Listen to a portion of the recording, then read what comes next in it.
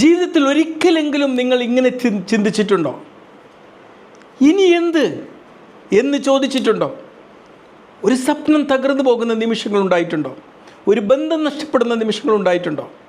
ആരോഗ്യം കൈവിട്ടു പോകുന്ന നിമിഷങ്ങളുണ്ടായിട്ടുണ്ടോ? ഭാവി ഒരു ബ്ലാങ്കായി പോകുന്ന സാഹചര്യം ഉണ്ടായിട്ടുണ്ടോ? അപ്പോൾ നമ്മൾ സ്വയം ചോദിക്കുക. അപ്പോൾ നമ്മൾ സ്വയം ചോദിക്കും, എന്തുകൊണ്ട് ഞാൻ അറഫ നമ്മെ പഠിപ്പിക്കുന്ന ഏറ്റവും വലിയൊരു പാഠമുണ്ട്. സമർപ്പണം എന്ന് പറഞ്ഞു കഴിഞ്ഞാൽ, ഈശ്വരനുള്ള സമ്പൂർണ്ണ സമർപ്പണം എന്ന് പറഞ്ഞു കഴിഞ്ഞാൽ അതൊരു തോൽവിയല്ല, ഭയത്തേക്കാൾ വലിയ വിശ്വാസമാണത്. അറിയാം, മഹാനായ പ്രവാചകൻ എബ്രഹാം അല്ലെങ്കിൽ ഇബ്രാഹിം നബി വർഷങ്ങളോളം കാത്തിരുന്നു.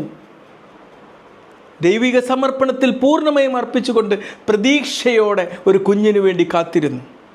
കുടുംബത്തിനായി നിത്യേന പ്രാർത്ഥിച്ചുകൊണ്ടൊരു ഉത്തരത്തിനായി. അതാണ് ഇബ്രാഹിം അല്ലെങ്കിൽ എബ്രഹാം പ്രൊഫറ്റ്.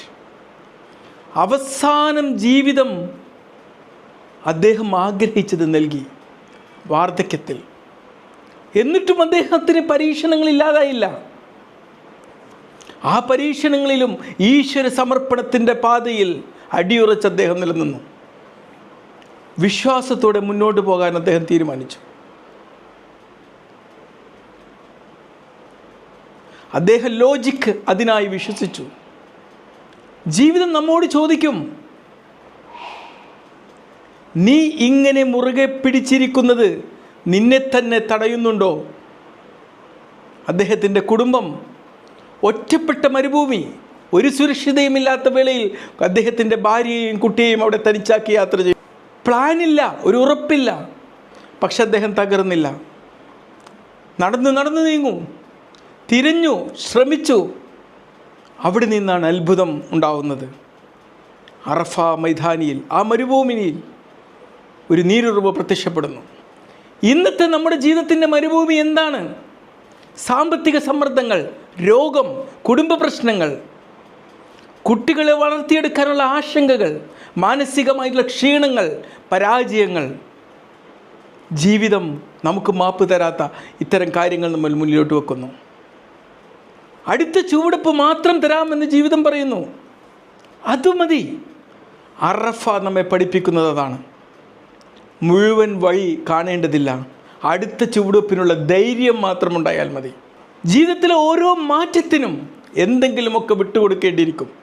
ഭയം, അഹങ്കാരം, നിയന്ത്രണമോഹം, കംഫർട്ട് സോൺ. മഹാനായ പ്രവാചകൻ എബ്രഹാം അല്ലെങ്കിൽ ഇബ്രാഹിം നബി നമ്മെ വിശ്വാസം പഠിപ്പിക്കുന്നു.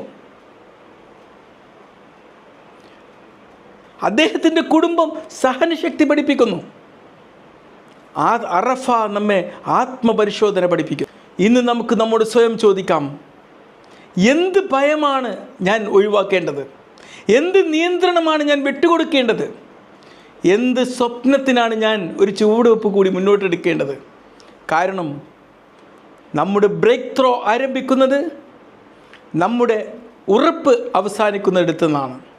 അറഫ ഒരു ദിവസം മാത്രമല്ല, അറഫ ഒരു മാനസിക മനോഭാവമാണ്, ഒരു മൈൻഡ്. തീരുമാനങ്ങളെടുക്കാൻ, ജീവിതത്തെ ധൈര്യത്തോടെ മുന്നോട്ട് പോകാൻ, പ്രതിസന്ധികൾ ജീവിതത്തിന് വിധി കൽപ്പിക്കാതിരിക്കാൻ, നമുക്കിപ്പോൾ ലഭിക്കുന്ന ഈ ജീവിതം എന്ന് പറയുന്ന ജീവനുള്ള ഈ നിമിഷം ഏറ്റവും ഫലപ്രദമായി ജീവിക്കാൻ മൈൻഡ് സെറ്റ് രൂപപ്പെടുത്താൻ അറഫ ഒരു കാരണമാവട്ടെ എന്ന് ഞാൻ ആശംസിക്കുന്നു.